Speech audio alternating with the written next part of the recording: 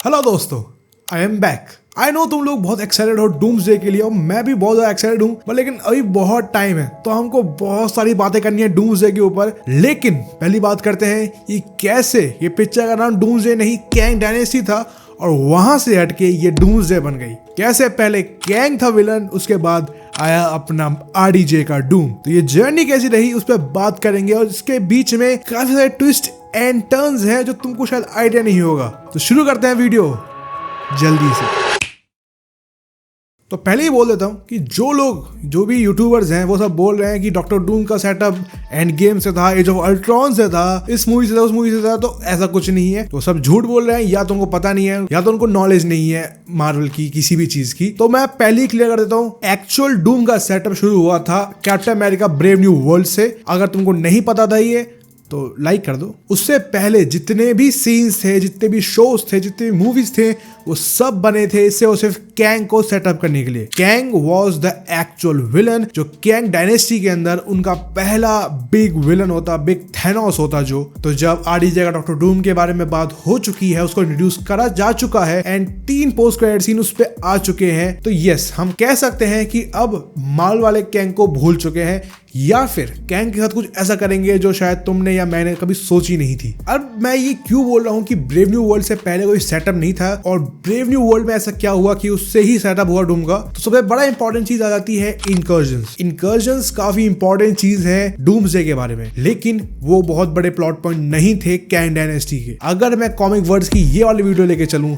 जिसके अंदर Kang dynasty की एक्चुअल कहानी है, तो कैंग डायनेस्टी के अंदर कोई भी प्लॉट पॉइंट नहीं था इनकर्जन्स के ऊपर। हाँ, सीक्रेट वॉर जरूर बनती, बैटल वर्ल्ड जरूर बनता, लेकिन उसका राजा डूम नहीं कैंग द कॉन्करर होता एज द बियॉन्डर कैंग। अगर डूम आ चुका है तो डूम का आना, बैटल वर्ल्ड का बनना, डूम का राजा बनना बैटल वर्ल्ड का सीक्रेट वॉर्स के अंदर, तो उसके लिए तुमको इनकर्जन्स लाना पड़ेगा।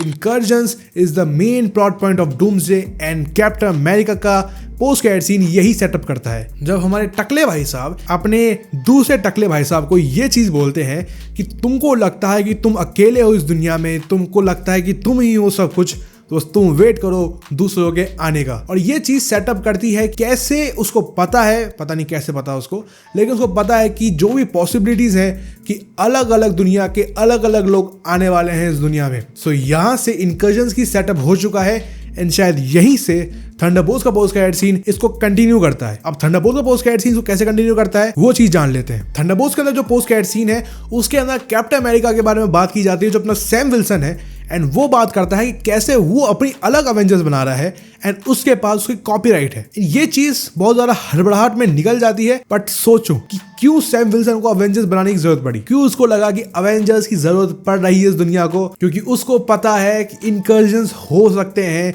एंड अवेंजर्स का रेडी होना जरूरी है। अब ये कितनी बड़ी अवेंजर्स होगी, कौन कौन उसके अंदर होंगे, उसके बारे में हम अलग वीडियो में बात करेंगे एंड अलग अलग पोस्ट क्रेडिट सीन के बारे में अलग अलग बात करेंगे। तो तुम समझ रहे हो ना, ये चैनल पे सब कुछ मिलेगा तुमको।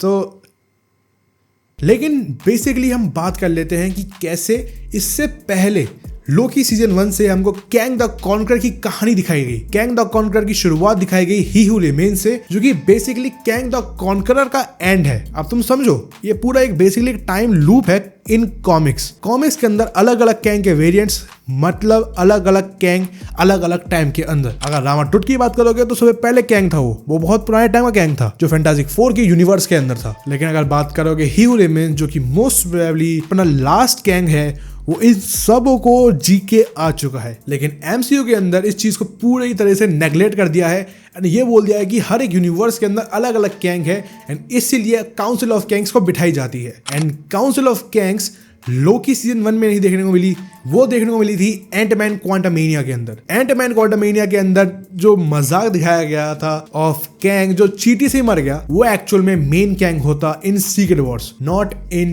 The Kang dynasty. अब काउंसिल ऑफ कैंग्स कितनी इंपॉर्टेंट है ये चीज तुमको समझनी पड़ेगी कि काउंसिल ऑफ कैंग्स में हर एक कैंग का वेरिएंट सेम शक्ल का था एंड इसी वजह से मार्वल की मर गई।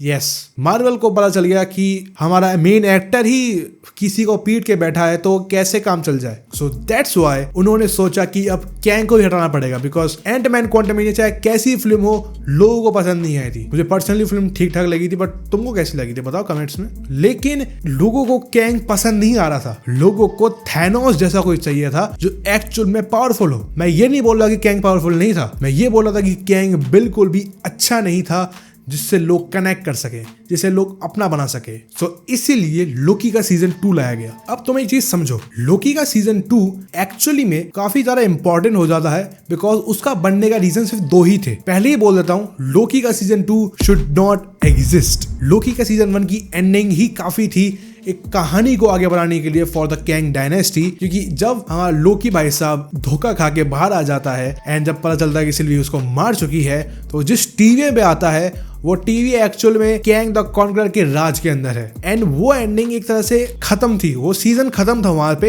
एंड सीजन 2 की कोई नीड नहीं थी। लेकिन जब सीजन 2 आया, season 2 was very good, but उसका बनने के सिर्फ 2 ही रीजन थे, and first was profit. Yes, season 1 चल गया तो सीजन 2 तो इसलिए बनाया गया, बट रीजन 2 काफी इंपॉर्टेंट है क्योंकि सीजन 2 था टू किल कैंग एंटायरली। तुम एक चीज समझो कि कैंग को खत्म करने के लिए इनको एक ऐसी एंडिंग देनी थी जिसे ये जस्टिफाई कर सके कि आगे चलकर कैंग क्यों नहीं आएगा। लोकी का season 2 was the perfect reason for it. Loki का सीजन 2 की एंडिंग ऐसी थी जिसके अंदर लोकी थ्रोन के ऊपर बैठ जाता है एंड वो सारे टाइम को कंट्रोल करता है। इतना ही नहीं, टीवी वाले ये भी चेक करते हैं कि कैसे हर एक कैंग के वेरिएंट को वो ढूंढ के मार दे वहीं पे। एंड यही रीजन है जिसकी वजह से कैंग डायनेस्टी और डूम्सडे के बीच में 2 रास्ते निकल जाते हैं फॉर लोकी सीजन 2। बिकॉज अगर यहां से वो बोल देते हैं कि भाई नहीं, लोकी का काम फेल हो गया या टीवी फेल होगी कैंग को खत्म करने में, तो कैंग डायनेस्टी निकल जाती। अगर ये बोल देते कि नहीं, हम लोग सक्सेसफुल हो चुके हैं, तो डूम्सडे के रास्ते पे जा रहे हैं, जो कि हो रहा है। एंड इसलिए डूम्सडे बन रही है कैंग को खत्म करके, पूरी तरह से खत्म करके। But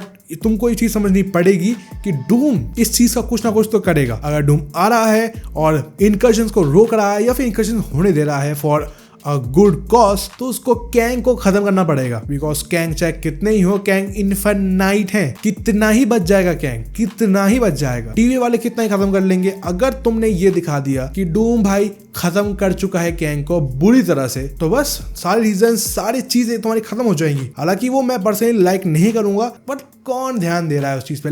let's be very honest with it, कौन चीज ध्यान दे रही है उस पे? लोगों को कैंग वैसे ज्यादा पसंद आया नहीं। लोगों को आरडीजे एज अ डूम पसंद आ रहा है पहले से ही, because of RDJ not Doom. ये एक और कंसर्न वाली बात है, बट ठीक है, कोई बात नहीं। एंड अब बात करते हैं डूम के बारे में कि डूम का सेटअप 3 पोस्ट क्रेडिट सीन से हुआ था of Captain America Brave New World, Thunderbolts and Fantastic Four. अब थंडरबोल्ट्स का post credit scene Captain America Brave New World और फैंटास्टिक फोर को दोनों को जोड़ता है, सिर्फ इसलिए वो इंपॉर्टेंट है। हालांकि काफी बढ़िया पोस्ट क्रेडिट सीन था वो। और फैंटास्टिक फोर के अंदर तो डूम खुद ही आ गया, एंड इतना इंपॉर्टेंट है कि ये डूम फैंटास्टिक फोर के यूनिवर्स में ही होने वाला है। अगर ऐसा नहीं है तो आई डोंट नो कि ये लोग रीड और डूम को कैसे सेटअप करेंगे, उनकी रिलेशनशिप को कैसे सेटअप करेंगे, कैसे उनके बीच में वो दरार दिखाएंगे। आई डोंट नो कैसे होगा ये, एंड क्या रीजन था फैंटास्टिक फोर का धरती पे आना, वो भी वकांडा में आना।